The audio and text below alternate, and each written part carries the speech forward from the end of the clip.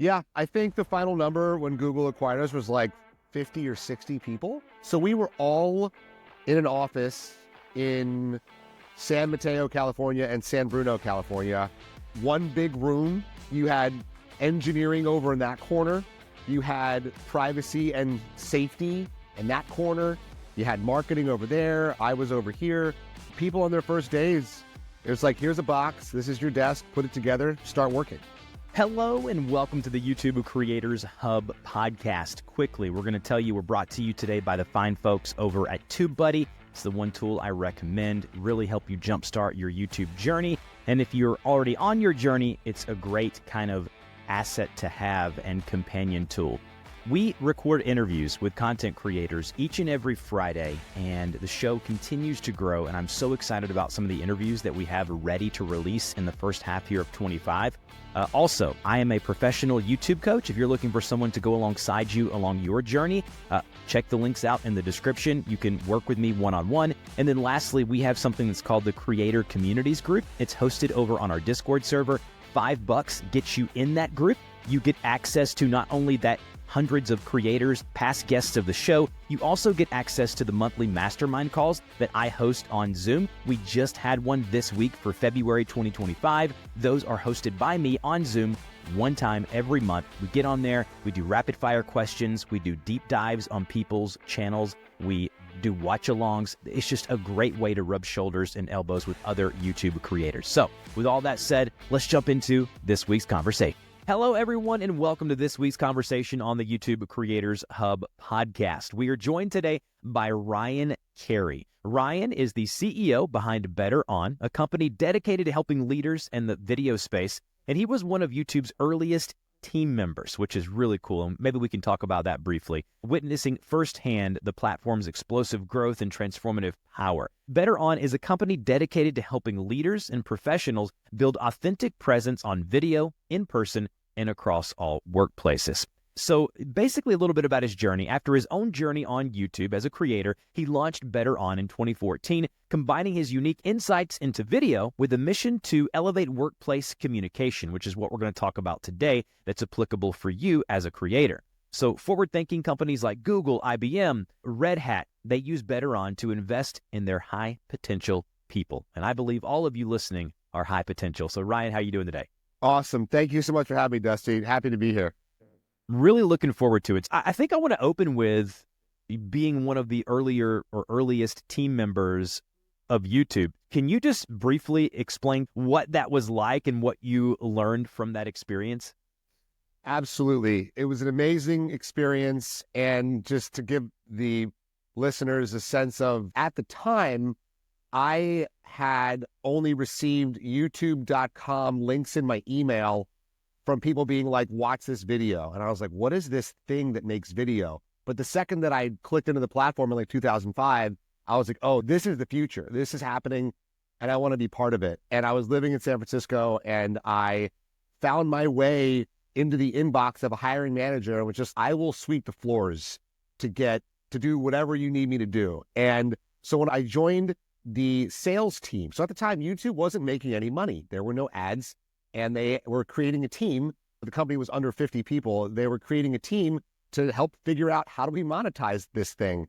And again, at this time, there were no video ads. We had like banner ads next to videos, and we were working with smaller advertisers and just trying to figure out ways to keep the integrity of the YouTube community, because that's what made it great at the time. And still what makes it great. And basically 3 months after I joined this small sales team, Google acquired YouTube. And my job went from trying to talk to Coca-Cola and Toyota to run ads on YouTube to becoming an evangelist inside of Google to educate and inspire their salespeople on why YouTube was awesome, because they had been selling keywords and they bought YouTube, which is all about emotion. So I was getting paid to talk about why YouTube was great. So I did it around the country, and then I did it at a global capacity.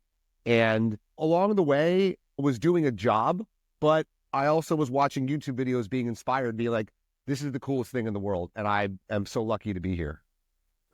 How many team members were on were part of the group at that time. Did you know, or were you working so far off or out of office that you really didn't have an idea? But I assume it was still rather small, even leading up to that purchase by Google.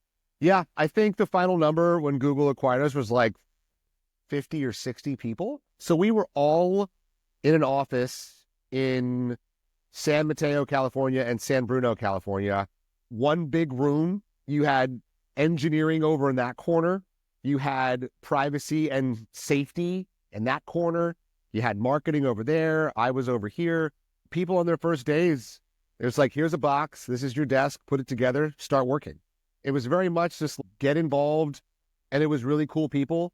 It was just, yeah, it was a magical thing that at the time I knew nothing about startup world. I didn't know what like a venture capital firm was or what that meant, and was just in it for the love of the game and rode the wave. Early on, what was the mission of, obviously, it's this new thing. You want to utilize online video. We think it's going to be a big deal. But from the top of the people who were running the show, what were their initiatives and mission in the early days of YouTube? I think if I go back, and if we go back to the name, YouTube, the tube is another word for TV. And the early mission was like, we all have access to a TV now on our computer. And we all have access to a camera to be on that tube. So it was really this call to authenticity, this call to be you here and share yourself. And like, we could obviously dissect that a million ways, but I think that was the initial call, which then of course led to this community, this global connection, this explosion. But it really asked people to look at themselves and offer them a chance to put themselves out there. I love that. I wanted to just highlight that because that is a bit of your story that I think really tells a big tale of where you are now. And so now we transition into Better On, which is this place bootstrapped from you guys entrepreneurs.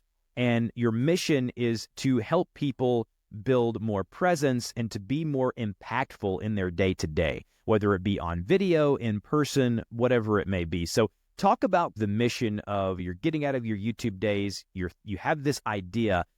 What are you trying to accomplish, and how do you think that relates to the creator side of things? Okay, I'm going to try and keep it somewhat, I could go super, super deep here, but I think just to keep myself on track, where I ended was that cameras in a video can be used as a mirror to see yourself and make yourself better. So where it all began, though, is that I was doing my role at YouTube and Google, and when I could, I would work with the community. I would go out and find users. I think one of the things about working at a corporation is that there's a focus on the community and the ecosystem, but those actual roles, like the paid roles, the jobs to go out and facilitate connection, weren't getting any, like, becoming more common. So it was part of my love, because without the people, without creators, YouTube's nothing. So I really took it upon myself to meet people, to find creators, and just always kept a pulse on that. And of course, I have my own interests and my own verticals and my own channels that I loved. But I reached a point after about 7 years and was looked around, and I was at Google, and in my mind was like, Google still has a pretty high bar for who they hire.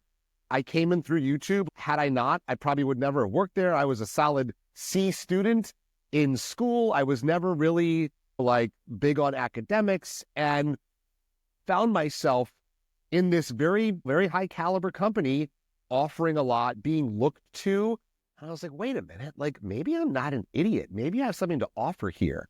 And I think that it really began to give me confidence to be like, I've got something. I can offer something to the world. And I have this job that is pretty amazing, and it's with smart people.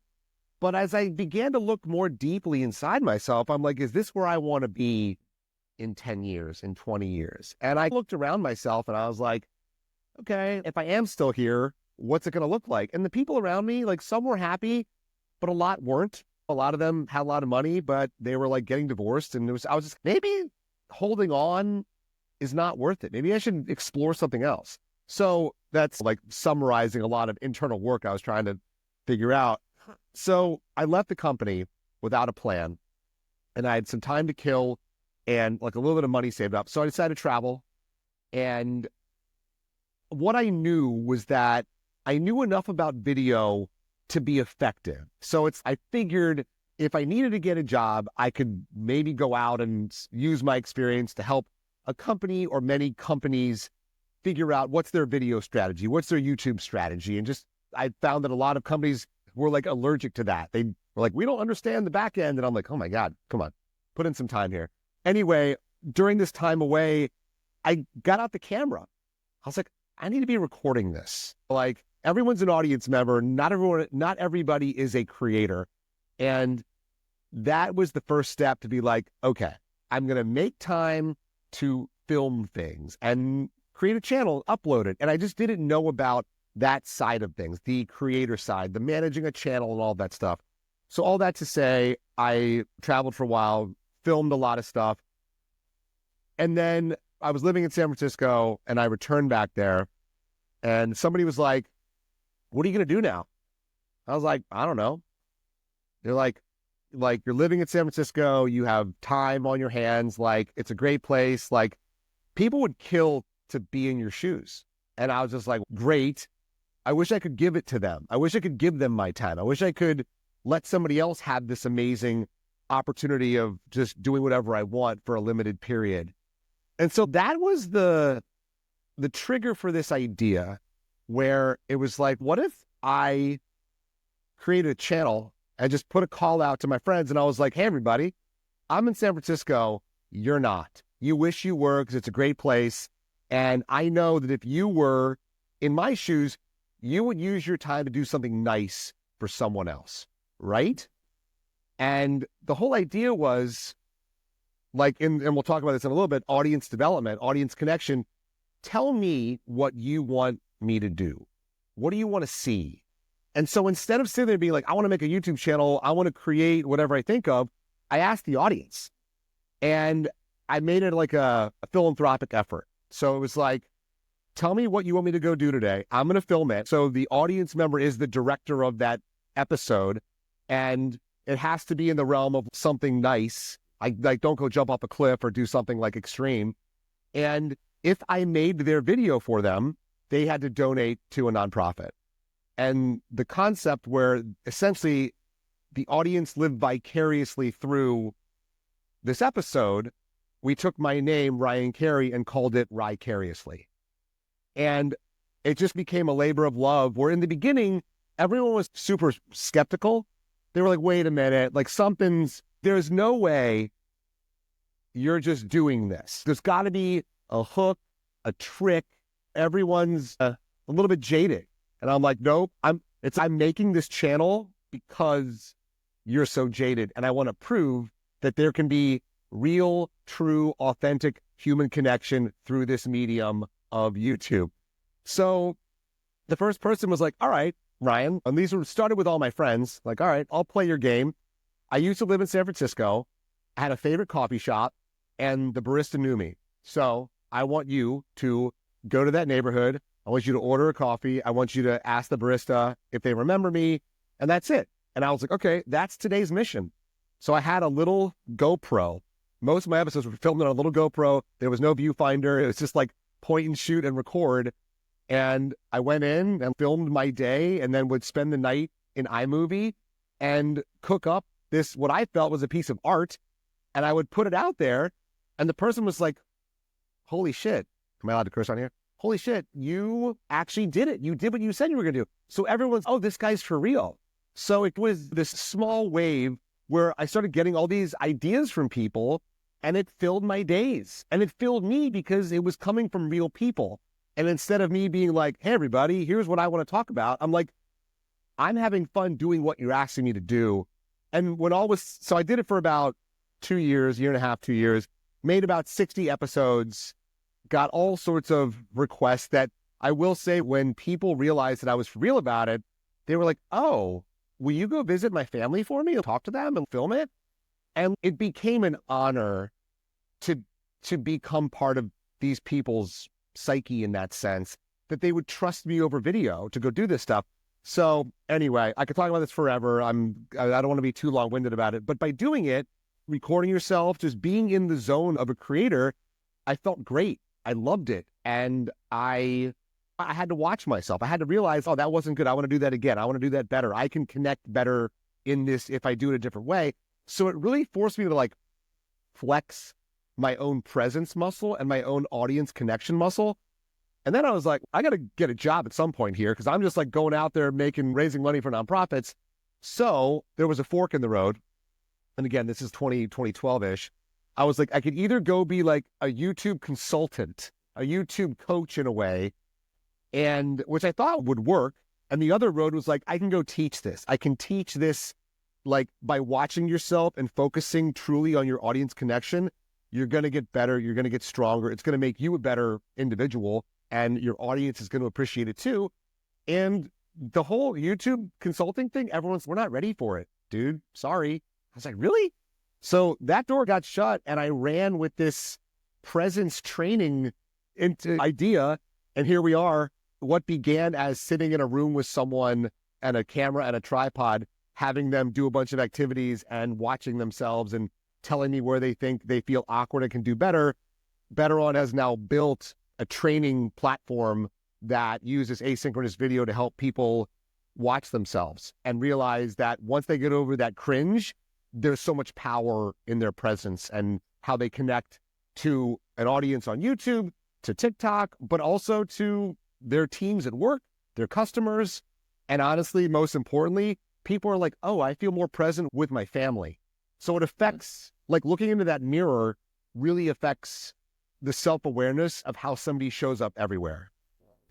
So there's so many places that I want to go, but I'm going to rein myself in. I think it's one of the main reasons I wanted to have you on the show. It's such a unique idea of using the camera lens and a recording to optimize and to analyze a person and their presence. And I think that the way that it's applicable to creators is what you talked about with audience growth and presence. And so we'll separate those into two kind of talking points. But let's go ahead and start with presence. There's nothing more important. I say that's probably a little bit much. There are more important things. But as far as what it goes in terms of being a creator, presence and the way that you build, I call it authority, or I call it trust currency. You build up that with your audience or with your team at work or whoever you're dealing with. But in the case of a YouTube creator, their presence and who they are as a brand, whether if you're a faceless channel, that's different, right? But if you're someone wanting to grow a YouTube channel, which is 90% of my audience, that's not a faceless channel, even if you are a faceless channel, building up the knowledge of learning how to grow that, of how to reach out to your audience, how to identify who they are, how to speak to that person who is your audience. Give me the core values that you teach in all of your programming about presence and about how to show up when you hit record in where you can speak to your audience in a way that's going to resonate. Totally. This may sound too obvious, but it starts with you. It starts with you being your first audience member, you being your own audience, and asking yourself, do I trust myself? Do I believe what I'm doing? Do I believe what I'm giving? And it's usually not a yes or a no. It's a range of like how much. And just putting yourself in your own hot seat but in the audience's shoes as well, and asking yourself, how can I do better than I did last time for them? And it's such the space between me and this camera and your screen and you, or a screen and those audiences' hearts and minds, is like sacred space, really. And one of my spirit animals is Mr. Rogers. And he used to say that, like early days, like he really believed that. And I've just tried to stay really true to that because there's a lot of distraction and a lot of BS and a lot of things that don't matter but if you can create the connection with yourself, it's gonna and you can keep growing it, it's going to translate to your audience. And so the one question that I was thinking about coming on here, that I was just thinking about you and your journey doing this, but also for all of these listeners, is since you've taken the plunge or just dipped your toe in the water and become a creator, just ask yourself, what have you learned about yourself? How have you grown? And what have you gotten back from this? And I hope, because like everything, my whole story, I hope is like a testament that there was a lot of love that goes in, that a lot of potential love in that kind of self-growth opportunity that can be given and translated and hopefully inspire a lot of other people out there in the role of audiences. So yeah, I really think like, and again, so that's more of the presence side. Like what is, like, and asking yourself, what is my presence now? What do I want it to be? What is my aspirational presence? And that shouldn't be about the audience. It should be about you. What do you want to be? Because while some people may be serving audiences in various capacities, this is your time and your energy that, like, I want every creator to get something back from this work. And I, whether it's a little bit or a lot. Yeah, you can't fake it. You can't fake it forever and, trying to be something that you're not. And on YouTube, this happens quite a bit. Someone will hire me to be their coach and consultant, and I'll get in there and I'll start digging into their channel. And then I'll, pull up our first call and they sound like a completely different human. And it's just, okay, or is it a persona? Is it an act? Is it a little bit that you're doing? That's fine. Being comedic and all of those things are good. But normally it's not that. It's just them trying to portray what they think the audience wants, but that's them really not knowing who the audience is, and that gets into the fact of building that. Now, let's talk about what I call trust currency and building that with your audience. How do we do that? How do we build that connection to where there's nothing more powerful on YouTube than getting that ball rolling down the hill of people coming into your channel, and we see all these channels that explode and do well. They're these people that do a very good job of interacting with their audience, and they balance the fact of being on camera, answering the comment section, creating content that they love and are passionate about, and that they know their target audience wants to see. So what are the main points that you cover in this topic? So before I answer that, can I ask you a question, Dusty? Yes. Have you ever met any of your audience members live in person? Yeah, I've been out before. More times than not, it's the podcast, because my YouTube channel is more educational, where I do tutorials for technology, and I've grown that, and that channel has done really well for me. But as far as the podcasts go, they'll come up to me and they'll say, do you, especially now that I do video, they'll say, do you do a podcast or whatever? And then I'm like, yeah, I do. And it's really fun getting to interact with these people. Cool. Okay. I think that the trust currency, in terms of how I feel about it and how Betteron approaches it, is it really comes back to the depth and the potential of your own imagination.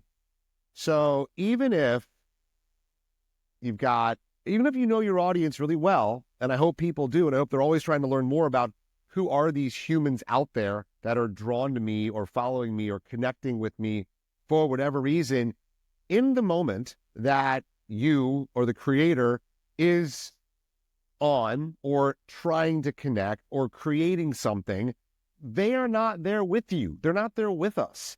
But you've got to still tap into something inside of yourself, mind, heart, body, soul, whatever it is, that connects to them. And that, to me, there's a couple elements to it, a couple like pieces to that pie, but imagination is a big part. And imagining, who is this person? And for some people, it's picturing one person. For some, it's a like blend. But it's, what do you want to give that person? How do you want them to feel? And that's an active muscle to constantly flex and try and get stronger.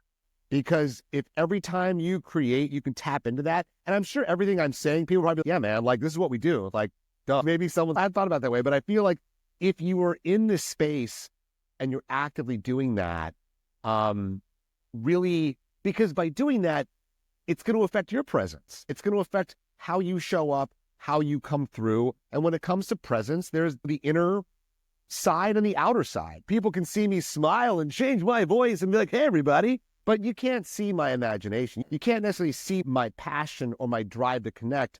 But if I'm tapping into, that's going to come through. And that goes back to like the self-work, like observing yourself, being your own audience member first, trusting yourself. That's going to translate.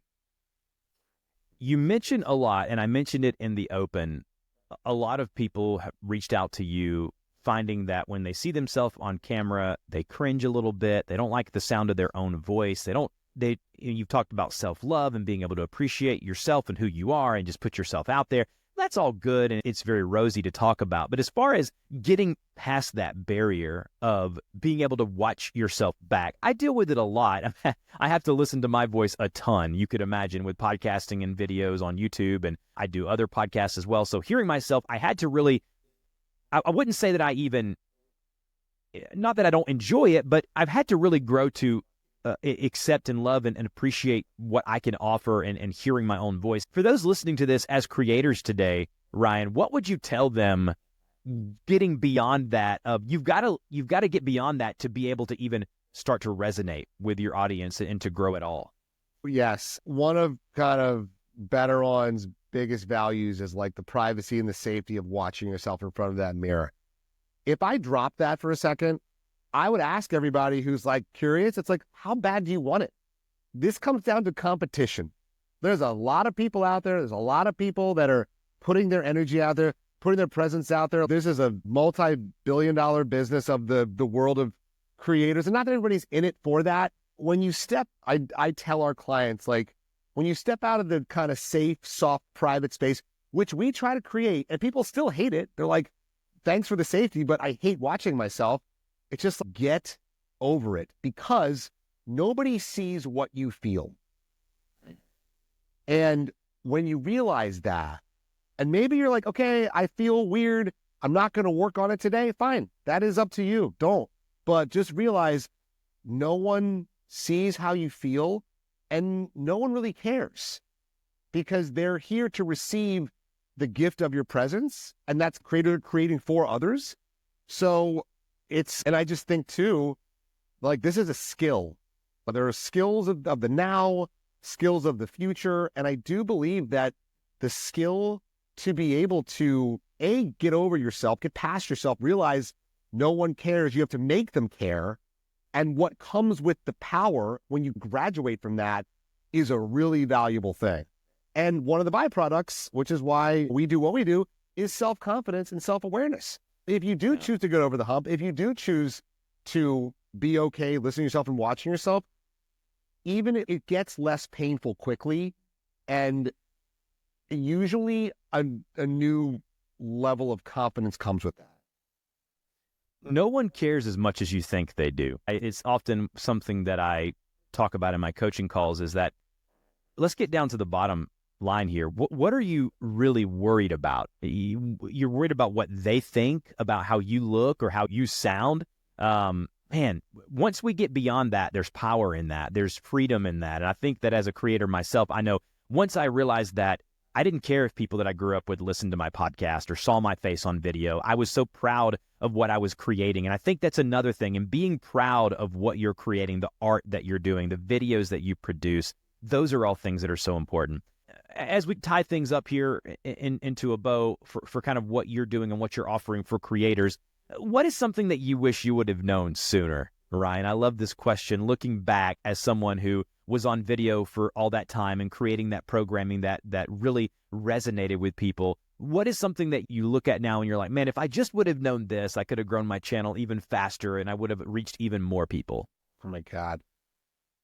That's a great question. So maybe if I treated it more like a job, to be honest, to me, and I think for me personally, my channel, and it's still there. And to be honest, the reason I started Better On was to be able to someday come back.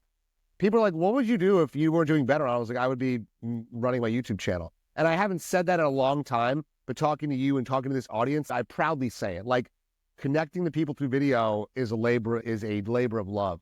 I think that when I was in it, really doing it a lot, the possibilities were endless. I'm like, what can I do with this? What can I do with this channel, do with my time? And I was like, how do I make this my life? Because it's wonderful. It's making people feel something, and it's using video, and it reaches hundreds or thousands or millions, or I didn't get anywhere near those metrics. Go ahead. No, I was just going to say it's in what you're talking about, there's power in knowing that it is a labor of love, and it's the reason why you went to do what you're doing now, because you know the power in it. You know that if the right people get a hold of the skill set and have the presence on video, they can really do some amazing things with the power of YouTube and being able to distribute their content all over the world. Absolutely. 100%. It takes time, it takes efforts, it takes work. So it's really just being diligent about that. And if you're lucky enough to really love it, that's something to follow. A lot of people don't do anything that they love. So if you can find one thing and it's in this space and it's something where you get to be who you are and be seen by people who want to see you and appreciate you, like, it's a real opportunity. Yeah. And I think that treating it like a job, so many people tell me, I just don't have the time. I just can't do it. I just, I have this or that come up. I have family. I have to make a living. But then if I were to put a spotlight on their lives, they're scrolling social media for hours a day, or they're watching Netflix. There is a bit of sacrifice that it takes to be able to succeed as a creator. Whether we're talking about spending the time working on presence, like what we talked about today, or spending time working on connecting with your audience and becoming better at that, or if we're just talking about the skill set of as a creator of getting better at packaging with thumbnails and titles and description, it takes time. And it's not going to be something that you just start and it grows immediately. It's not instantaneous. There may be viral videos, you may be a viral hit, but it all takes time, it all takes effort, and it all takes you putting that time and effort in. And treating it like a job, and hearing Ryan say that is important. I remember when I got laid off, it forced me to treat the creative process like a job. I went from just, oh yeah, I do this thing on the side, to, oh no, now my income depends on it. And when I started treating it like that, even if I wouldn't have gotten laid off, I would have seen the fruits of my labor because of the time I invested in said thing. So I love hearing you talk about that, Ryan. Is there any follow-up to that?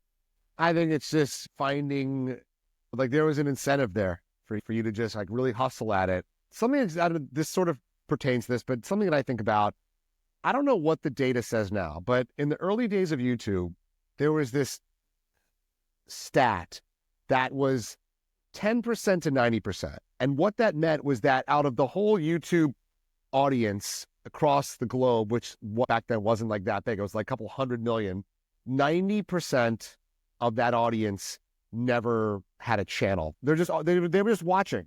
And then 10% were creators, which could mean you got like 1,000 episodes or 2 videos of you walking down the street. And it just says something that it is a small population on the creator side. And I'm sure it's gotten a little bit bigger, but if you're doing it, like, you're already ahead of the curve. Like, even if you have the interest and you're like, I'm going to get the confidence, I'm going to make the time to do it. Like, it is a small group that, I don't know, like, to me, it's like a competitive advantage in a way. It's like most people are sitting in the stands watching and they're like thinking to themselves, man, that looks easy. I'm going to create a channel. That's you're not. Yeah, that's a really great point to close out on today. I think that it's interesting that not everyone, but a lot of people I've encountered over the past decade find out what I do, and they all, not all of them, but a good majority of them say, oh, I could do that. Man, I wish I had a cozy job like that. I wish I could just create stuff. And then I laugh now. Early on, it would make me mad, but I laugh now knowing the work involved in it, knowing what I do in the day-to-day. Trust me, they don't want to do it. They don't want to put in the time and effort to get to where I'm at. The years and years of creating content without making a dime. The 100+ episodes of this podcast before I got a sponsorship, of having conversations, reaching out to people. Now I get 3 or 4 emails a day about people wanting to come on the show. But then it was a grind. It was effort. It took time. So if you're listening to this as we close out today, listen, stop sitting on the sidelines. Whether it's that TikTok account you want to start, whether you want to start becoming an influencer on Instagram, whether you want to start a YouTube channel. I was just on a coaching call this morning with a guy that runs a farm. He just purchased a new homestead, and we were talking about launching a new channel for him, about covering the story and the journey of what it took and the story behind why he purchased this. And it's so fun to be able to interact with these people who are no longer sitting on the sidelines, and they're putting themselves out there in front of everyone, the world, to see, And it's the power of what we do as creators. And I hope that as you listen to this today, that you've got something out of it. Again, we have been joined today by Ryan Carey from Better On. I'm going to put links to Better On, his website, if you're looking to get better at presence and audience interaction and growth, as well as his LinkedIn. If you want to connect with him there, his Instagram, all of those links will be in the show notes. And Ryan, I really appreciate you being a guest on the show today. Dusty, it's been an honor. And that's a wrap on this week's episode of the YouTube Creators Hub podcast. If you would leave us a review, it really does help the show out. So wherever and however you listen to your podcast, just leave us a review. It really does help us within the algorithm. And if you're a podcaster, you know exactly what I mean. Also, listen, I've talked about it before, but our Discord server, the Creator Communities group, is growing very fast. And I believe that you're missing out if you're not joining that group. $5 gets you in, gets you access to the Creator Communities group, as well as our monthly mastermind calls that I host on Zoom. I promise you will not regret doing that. And if you want to go even farther than that, I do offer one-on-one YouTube coaching. I've actually opened up my services and I'm offering longer calls, as well as a monthly retainer where you can set up a 6-call onboarding, and then we get into the analytics, and then we go through a process of what I believe you can do to be more efficient on your channel. But with all that said, thank you again for listening to this week's episode. See you next week.